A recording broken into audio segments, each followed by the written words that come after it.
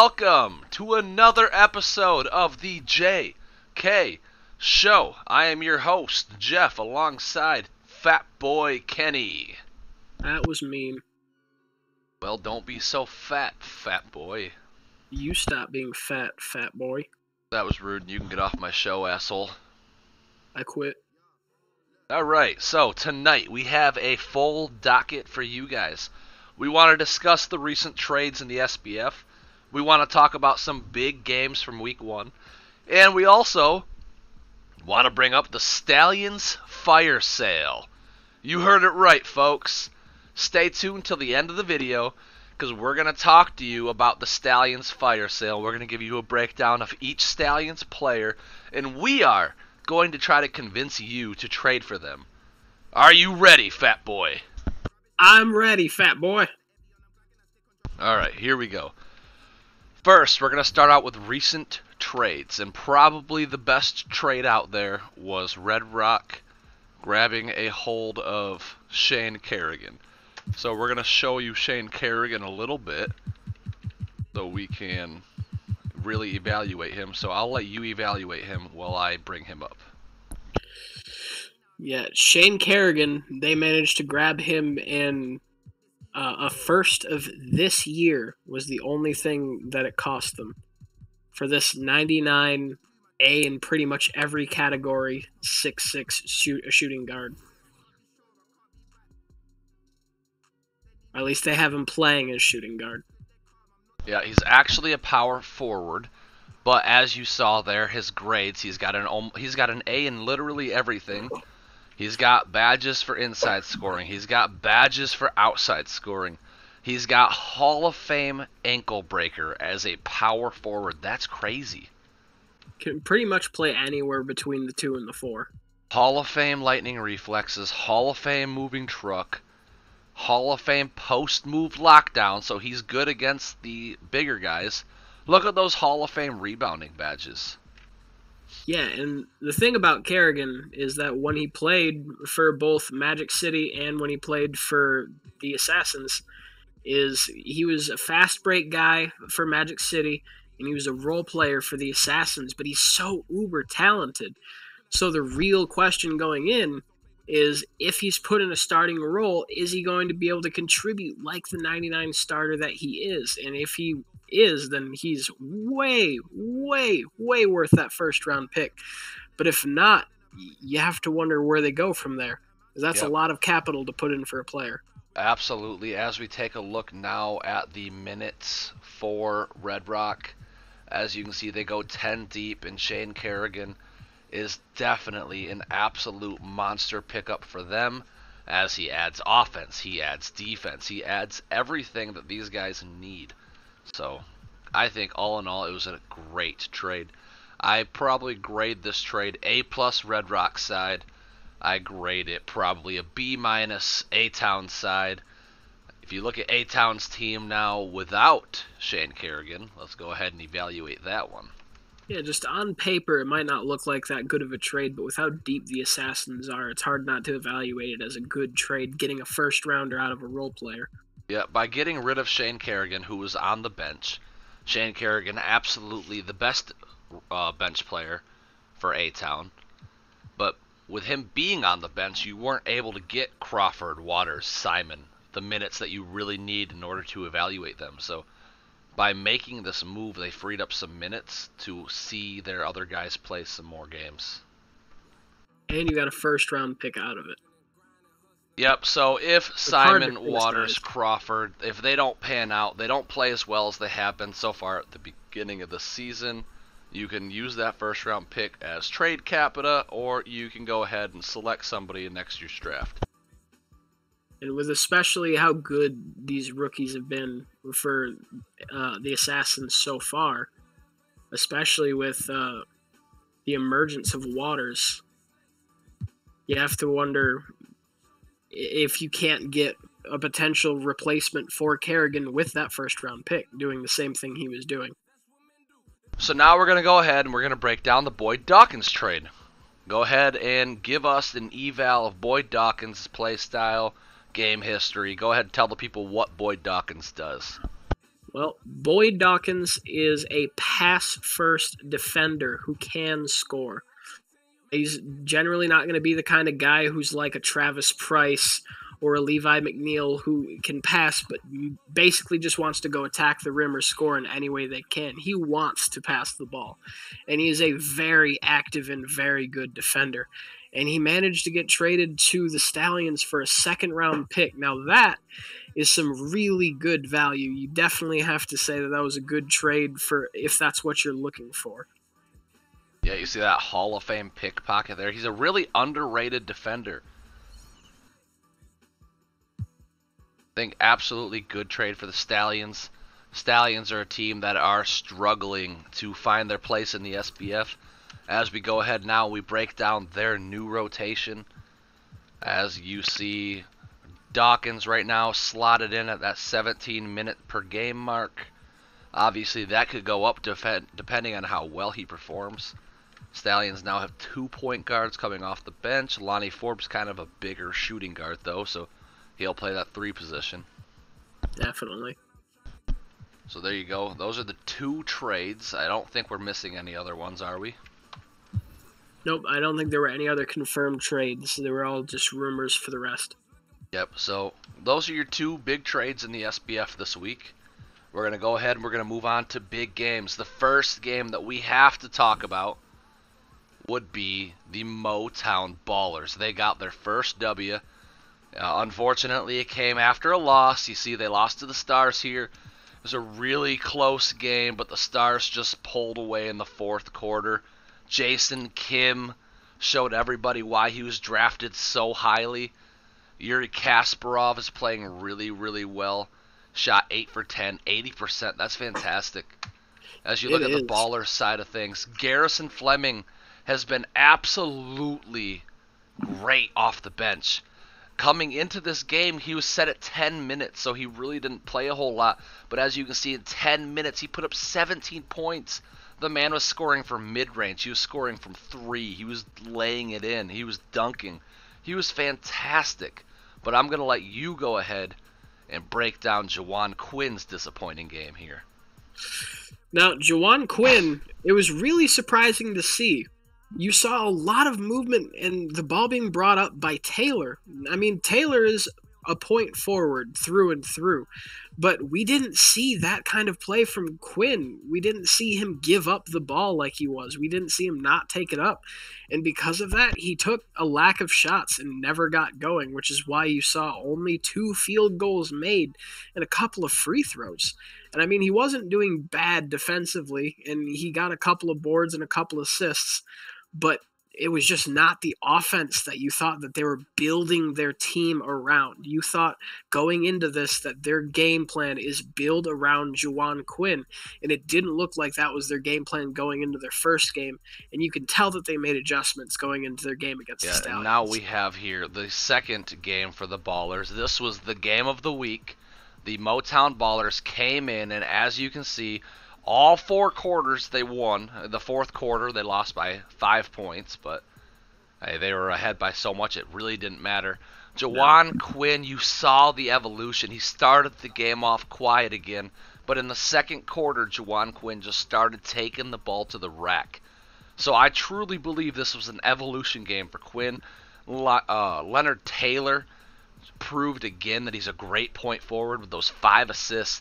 He's a power forward, you guys, that's leading the team in assists, 2 steals. He was absolute surprise at how well he's playing. But the one player that I want to give an honorable mention to is journeyman Kelly King. He looks like he's found his role here in Motown. He struggled for A-Town. He struggled for A-Town. He struggled for Red Rock. He struggled for Charm City. And now here he is with his 4th team, the Motown Ballers, and he's had 2 good games. I know 0 for 3 doesn't look great, but the fact that he's not forcing up bad shots, 3 blocks from your point guard, and 4 that's boards. And that only shows you the balls that he got his hands on. He was playing phenomenal defense, and he was not taking bad contested shots. A lot of his shots were they just didn't go in. That's been a problem he's had his whole career, but he played really well. And on the other side here, I think we saw the Stallions get exposed for what they really are, and that is probably the worst team in the SBF right now. But Yeah. we're going to go ahead and we're going to switch to the next game. And if you haven't seen that iconic photo, as it's turning out to be, of the victory from Motown, go and check that out in the Box Scores channel. The next game on the docket that we want a real quick breakdown, we won't spend too much time on this one, is just A-Town absolutely annihilating Charm City. The only reason we have this as an important game for the week is it just shows that I don't think Charm City is ready. We were all hoping the snipers that are the Talons were ready, but they cannot play up to their competition. As you saw, the first If you draw your attention to the box scores, the first quarter is a microcosm of what the potential of the Talons are. Yeah, it's going win against the champions and immediately outscoring them and taking a quick lead and then falling off the face of the earth, which is the risk that you run by being a three-point shooting team. We knew this going in, so it's not necessarily disappointment, but you hate to see that it only lasted one quarter. Yeah, I mean, you just, as a Talons fan, you saw them perform against the Stars, who, by the way, the Stars are 1-3. The only win this season came against Motown when Jawan Quinn refused to shoot the ball. You saw Charm City Talons handled Angel Town pretty well. We were like, okay, maybe Charm City's the real deal this year. Absolutely not. Crushed by the A-Town Assassins. But we're not going to dwell on this. We're going to go to our third game. It was the Stingrays versus the Lynx. We chose this game because the Stingrays absolutely showed out. The Lynx played well, as you can see, by scoring 119 points, but the Stingrays just went sicko mode. Jamarius Randall, 47, 6, 8, and 2, showed that he wants to be in the MVP talks this season. And this game is important because we were all wondering, will the Stingrays be back into the finals, or was it a fluke? I think this is a good sign that they could be back. And as a defining moment, as it goes for a defining moment for the Lynx team, they didn't play badly. And our comparison for the Lynx was a Stingrays-like team with their quick offense. Absolutely. Like, this Lynx offense is lethal with Jason Towns. They play small ball, but it works. The only downfall to these guys is they got exposed on defense. Yeah, it was bad, but it is interesting to see that the Lynx are forming an identity, and Jason Towns is immediately filling the gap that they were looking for when they traded for him. Yep, Joshua Morgan, the last point we'll hit on, number 3 overall pick in the draft. All of us unanimously chose this guy to be the worst pick of the first round.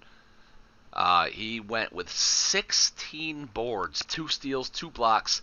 Really looked good in his role. So it's starting to remind me of one of those John Gruden draft selections where it doesn't make sense in the moment, but then you see him out on the field and you're like, all right, this isn't necessarily good, but it's not bad either. I understand what you saw. Yeah, exactly. So there you have it, folks. There is your 3 highlight games of the week. We're now going to bounce on over and talk about the River City Stallions fire sale. I know all you guys wanted this from the beginning. This is your opportunity to send them a ham sandwich and in return grab great players, because right now River City is a joke. I would put money on the fact that Charm City would beat these guys by 30 plus. Hot take! Hot take! River City is an absolute joke of the SBF, and all these guys are available besides Rockwell and besides Khalil Fox. So we're going to spend about 30 seconds per player, hopefully, if we can keep it down there, evaluating for you guys. So I'll start. I'll go with Julius Carter. Julius Carter, absolute great all-around two-way point guard. Really looks for the pass, gets caught up in shots sometimes. Pretty good player, 47 badges. He's not going to win you many games, but he's not going to lose you many games. Go ahead and give us the overview of LaMarcus Weaver. LaMarcus Weaver is the definition of a shooting guard small forward who is a walking bucket. He can score from anywhere. The only problem is his defense definitely leaves something to be desired, and he does not facilitate very well. He wants to take the shot. He really doesn't like to kick out. But if you need buckets, Weaver is your guy. Early on in our league, he was a contender for MVP because of his big scoring game, so we know he can do it. Absolutely. We're going to ignore Boyd Dawkins, considering he was just traded for. Yep. We're going to go down to Nate Dickerson, the 7-foot power forward, small forward combo. Absolute lethal sniper. He can score from anywhere on the court, as you see, A+, A+, A+. Some of the downfall for Nate, not necessarily the best inside defender, good rebounder, but for some reason just doesn't necessarily grab them all.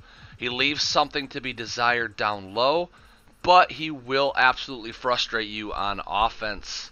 It's the defensive side of the ball that you really get left wanting more. Go ahead and give us Fred Oakley.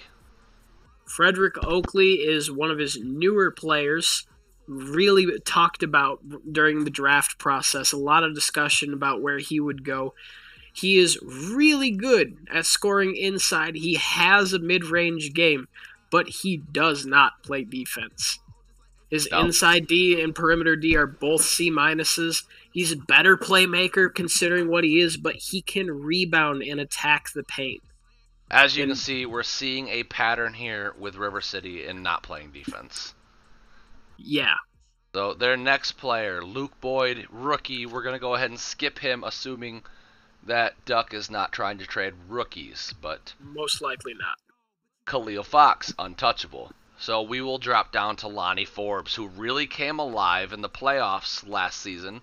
He gave A-Town a run for their money. He can be an average scorer at best, but where he really makes his money on offense is his ability to play make at the shooting guard position. He is a great passer. He finds the open man. And he is an absolute elite defender. So go ahead and you give us the next guy. We're going to get Luther Knox. Luther Knox is very similar to the play style of Oakley, just not nearly as good at finishing. He plays a lot bigger than he is. Absolutely. He is a really good rebounder. He has a jump shot, but we really never see him hit them. Yeah, 6'7" glass cleaner. That's crazy. But now, next one is we got Leslie Mcgetty. Absolute scoring machine, but again, lacks the defensive side of the ball. Physical, not very high. He's not a very fast person. He's not the best jumper. He will not win any athlete competitions, but he can score if open. Fred Morris Sr. is a rookie. We'll go ahead and skip him. Cam Miles, the journeyman, my former player. I'm going to go ahead and take this one because he's from my team. Go ahead. Cam Miles was an absolute scoring big man who, honestly, in my opinion, has gotten a very bitter deal in the SBF. He keeps performing well everywhere he goes. He played well for Magic City. He played well for me. He played well for Duck last season. But everywhere he goes, he just loses minutes for no real reason. I would say probably the biggest reason is just because he's not going to be a superstar. He doesn't have that potential to get better. But if you want a big man that can score and grab you some rebounds, he is your guy. He is a good defender, but he will not get many blocked shots. He's just as good at locking down the post. But he is a true scoring big. Last but not least, go ahead and hit us with... Actually, I think Raymond Ellis is another rookie. He was a rookie, yeah. He's a rookie, so we're going to go ahead and skip Raymond. So there you have it. I really want to do this before we end this video. I want to give a trade suggestion for each team off of River City. I'm going to start with the Ballers. If I am the Ballers, I am absolutely giving everything I can for LaMarcus Weaver. You're really struggling at the scoring aspect of your game. And Fields is a great defender, yes, but he's showing already that he's got some poor tendencies where he demands the ball too often and he tries to score with it, and it's costing you a lot on offense. So I think right now you could go out and get a LaMarcus Weaver for a first, maybe a first and a second, depends on how conniving Duck is in these trade talks, but I think a LaMarcus Weaver would make the Ballers a lot better. And I'm going to have you go ahead and tell me who the Lynx should target. The Lynx should target. These guys are interesting. Remember, they have that Magic City style offense where they're fast and they like to fast break and shoot threes. If you want to try to keep the athleticism and add a little bit more size, you could look at somebody like a Nate Dickerson. I feel like a Nate Dickerson could slide right into what they're trying to do and play like the power forward position like he was naturally doing, rather than the small forward where he's playing for Duck in their big man rotation, because he's athletic enough to be a small forward. So being an athletic power forward could absolutely fill the positional need for the Lynx with his ability to shoot the three and score pretty much from anywhere, just inconsistently.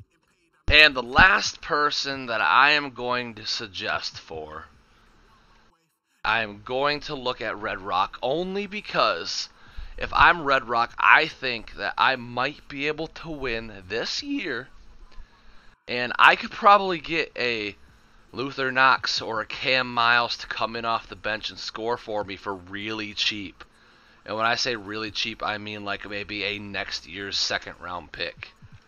Now, I think it'd be a risky trade, but I feel like for how cheap they are, you're not going to find much better in next year's draft.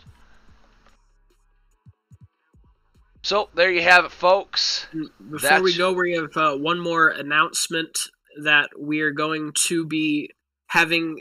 When we do the expansions next year, we're expecting to have 2 teams, and we're doing an actual expansion draft. We're not adding extra rounds like we did last year. We are going to redistribute like an actual expansion draft. So be prepared to cut down your teams. Yep. Make your evaluations, look at what draft picks you have, and don't be underprepared. Don't accidentally go into the season with 7 players because you tried to trade all of your depth away this season. Yep. Remember, we're going to target next season.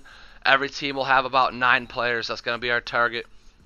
One last thing to announce, kind of on an unimportant note, but we are going to transition this league. We are going to stop using the year. It is no longer going to be 2033. We're going to start using season number. We are currently in season number 3. So this year's draft picks will be season 3 first round, season 3 second round. Next year will be season 4 first. That is how we're going to track this going forward. There you have it, folks. This is the JK Show. Thank you for joining us. I hope you had fun, because I had fun. I definitely did too. Thank you for joining. Nobody cares. See you guys later. Oh, rude.